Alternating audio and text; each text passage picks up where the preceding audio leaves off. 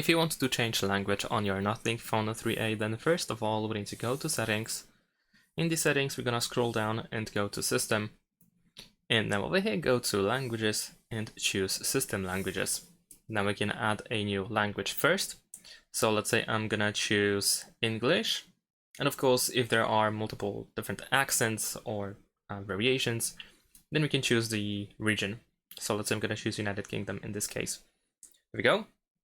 Now we are still using the first language that we had. So in order to switch it, we need to use these two lines, and we need to simply drag the newly added language to the top, and then confirm that we want to change the system language to the new language that we have chosen.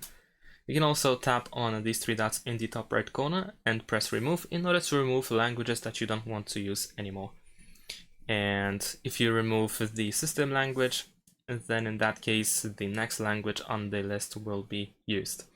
Thanks for watching, leave a like and subscribe to my channel, and see you in my next videos. Bye!